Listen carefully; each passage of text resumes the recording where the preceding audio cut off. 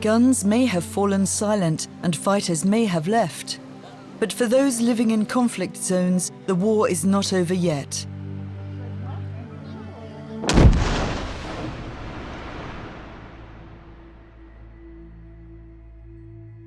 Mines and explosive remnants of war, including cluster munitions, can't simply be turned off. They remain active, ready to kill or maim, sometimes for several decades. Mines and unexploded ordnance prevent the return of displaced people, hamper sustainable development, and are an obstacle to peace. Year after year, mines and unexploded ordnance kill and maim thousands of civilians. Chris Prenai is a farmer in Kosovo, a farmer with a prosthetic leg. Chris lost his lower leg when he was working as a deminer and stepped on a mine. Minat edhe nuk lejnë gjump edhe të minën nuk ka falje. Edhe nuk e zgjidhin ata grupën moshën apo gjinin, ai I ri, ai vjetër, a femën, a moshkull, po aty nuk ka falje. Izet Ademai from Albania has 3 grown-up children. He was just 30 years old and working as a border patroller when a mine blew his leg off. 6 muaj kam vendosur protezën e parë. Tash vazhdoj jetën time me protezë, lëvisi, kërcej, luaj futboll, të gjithë çka bën protezë. Jam jashtëzakonisht mirë. Edhe po nduhet luka se s'bën. Nuk më marrni lukë të madhe metalike. The international community has made considerable efforts over the last 25 years to eliminate the humanitarian impact of mines, cluster munition, and explosive remnants of war, including a number of international conventions. In 1999, the Ottawa Anti-Personnel Mine Ban Convention came into force, prohibiting the use, stockpiling, production, and transfer of anti-personnel mines. To date, 164 states have formally agreed to be bound by the convention. The signatory states have also made a commitment to destroy their stockpiles, to clear their territory of mines, and to actively support affected states.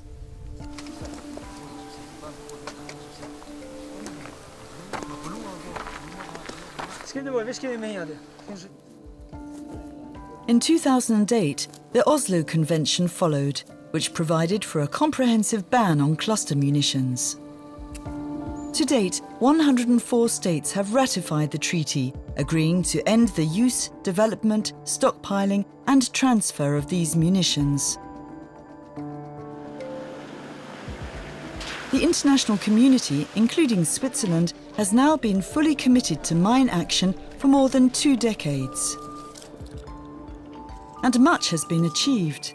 Local capacities and know-how have been built up. International standards have been put in place. Huge numbers of mines and cluster munitions have been destroyed. Large areas of land have been demined and returned to the population, who can now use the land safely.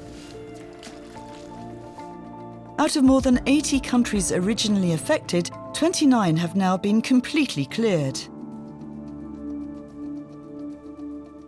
Much, then, has already been achieved in mine action, but many complex challenges remain. The challenge we face today is really this blatant disregard for international humanitarian law. Wars are being waged differently. The number and complexity of weapons being used is changing too. Making both conventions universal remains a challenge. This applies even more to the Oslo Convention than to the Ottawa Convention. It's a fact that many powerful countries have not ratified the conventions.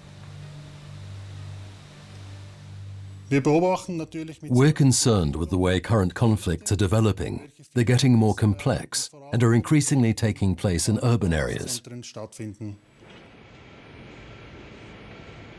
This means that emergency response must be faster when it comes to demining and disposal of unexploded ordnance.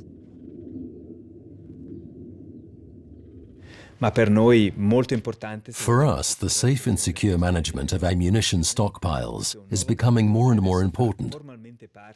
This is an issue we will have to deal with in the future.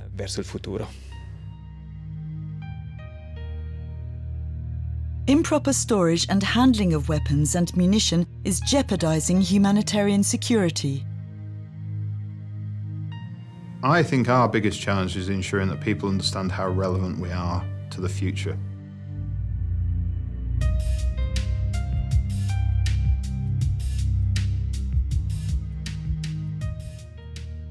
We see an urbanization of conflicts. Now, civilian assets, civilian people, civilian infrastructure, civilian urban residential areas are deliberately targeted. And that makes the work way more difficult for us. Whether in Sinjar, Fallujah or Mosul, civilians are increasingly becoming targets in conflicts. Armed groups such as the so-called Islamic State don't just fight national or international security forces, they also attack the civilian population.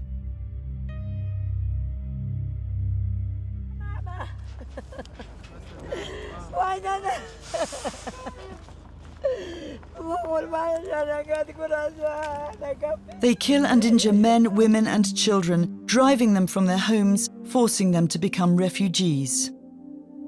They leave mines and improvised explosive devices in the destroyed houses they've seized in order to prevent people coming back safely. Today, the number of victims is higher than it has ever been in the past 20 years. This is disturbing and has a lot to do with ongoing conflicts.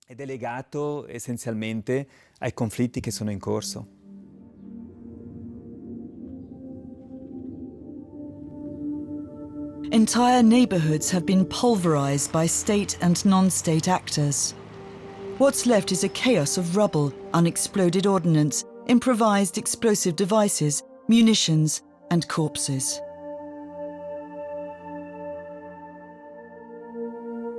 For demining teams, working in urban areas is especially complex.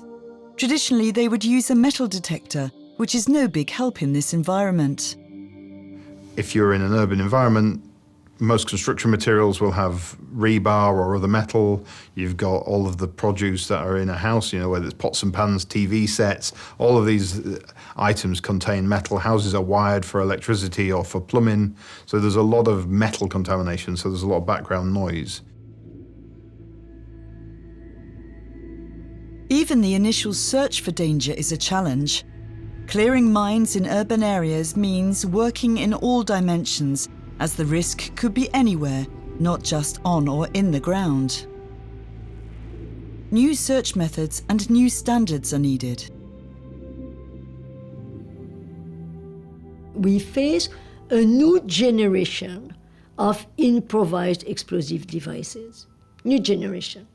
The problem with improvised explosive devices is that they can be disguised as literally anything. A refrigerator, a harmless-looking toy, or any other everyday items can be turned into improvised explosive devices. In contrast to conventional anti-personnel mines, clearance teams confronted by improvised explosive devices cannot tell at first sight how they are made, as there are no design plans for them. The use of improvised explosive devices is nothing new. What is new is their construction on an almost industrial scale and their deployment in large numbers.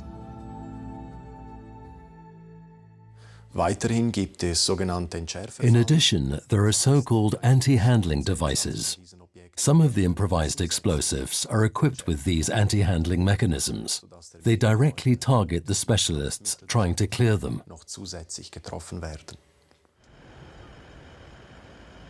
The fighting is scarcely over before displaced people begin to return to their homes. They do this despite the destruction and the danger of unexploded ordnance and improvised explosive devices. People go home, and what do? They take care of the business themselves. And then what do you have? You have what we saw in Raqqa, that you had pretty much 100 victims a week, casualties, people dying a week. Why? Because they go home. This is the nature of what we are. We want to see, what the house is like, and if there is a little piece of the house that is still standing, we want to get in. And when these shiny objects are there and the kids have nothing, they're going to go and touch it. For demining teams, it's a race against time. Residents want to get back into their homes as quickly as possible. And I think one of the things that we need to be doing is looking at the glass being half full and half empty, and identifying which communities and which areas either need limited clearance or are even not contaminated, so people can go back to that. The teams have to assess which buildings pose the greatest danger and where their work will have the biggest impact before clearance can begin.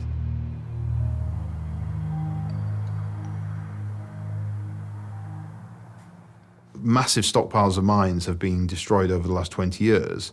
Unfortunately, massive stockpiles of weapons and other ammunition haven't. With respect to human safety, proper management of weapons and ammunition stockpiles is becoming more and more important.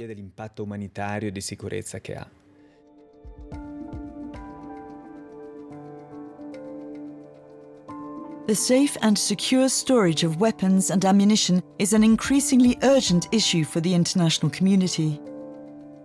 As the inappropriate storage and management of weapons and ammunition is jeopardizing humanitarian security.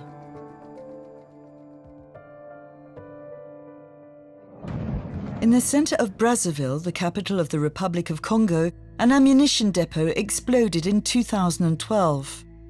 Hundreds of people were killed, thousands injured, and whole neighborhoods destroyed.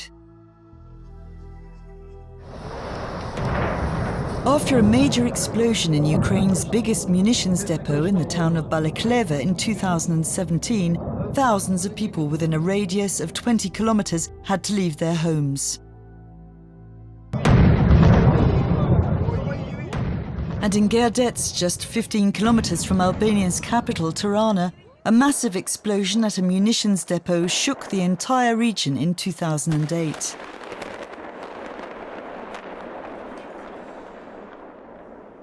The cause? Human negligence. For hours, munitions continued to detonate. Gerdets and 2 neighboring villages were completely destroyed.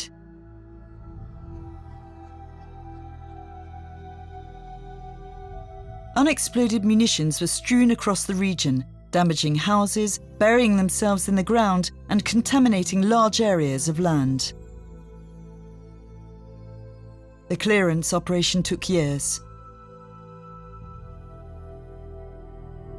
The improper storage and management of munitions and weapons doesn't just raise the risk of lethal explosions, it opens the door to misuse and theft.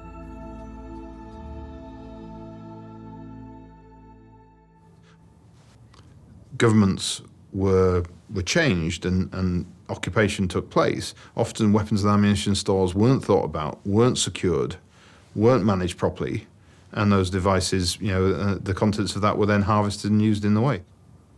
Unsecured weapons and ammunition are a great source of main charge. So if somebody's got artillery shells or large mortar rounds that have been unsecured, they are readily adaptable to be turned into an IED. And this again poses a problem for mine action.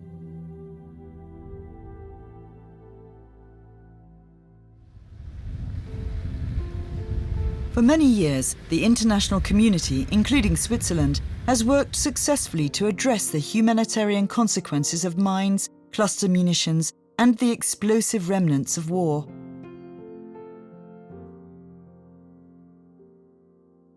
But the job is not over yet. The basics for me, it is absolute respect of international humanitarian law. We must go back to that. Man muss die Norm stärken, man muss... We have to improve the standards. It must be clear that the use of anti-personnel mines and cluster munition is not acceptable anymore. This is where civil society comes in. Es ist die Ächtung, We have to take a harder line in condemning these weapons. zum Ausdruck kommen muss.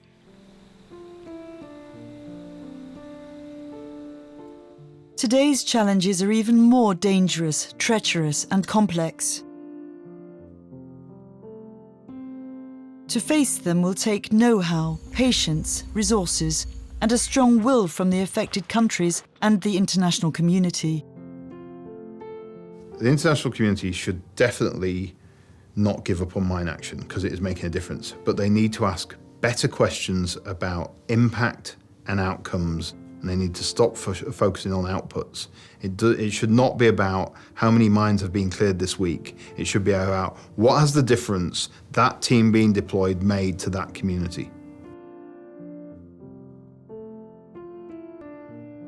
Credo che sia importantissimo. I think it's very important for the contaminated countries and for the international community to keep these issues on the political agenda. È un problema risolvibile. The problem can be solved.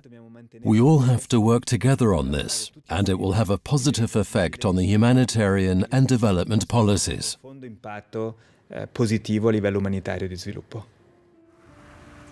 New conflicts are creating new contamination. Nevertheless, mine action is not a never-ending story as long as the political will is there to really make a difference and the necessary resources are made available.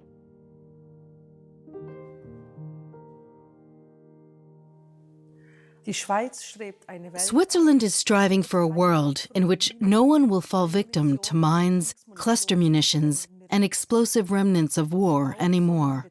It is supporting the economic and social development of the communities affected. Switzerland is continuing to make an active contribution towards achieving this objective. The Department of Foreign Affairs and my department are working closely together to achieve this goal.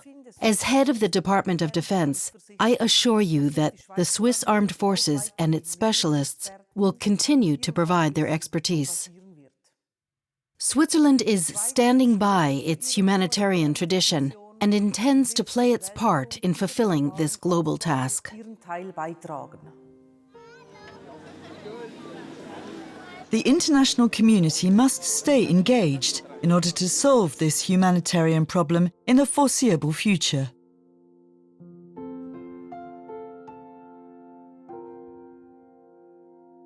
Mine action, an essential step towards a safer world.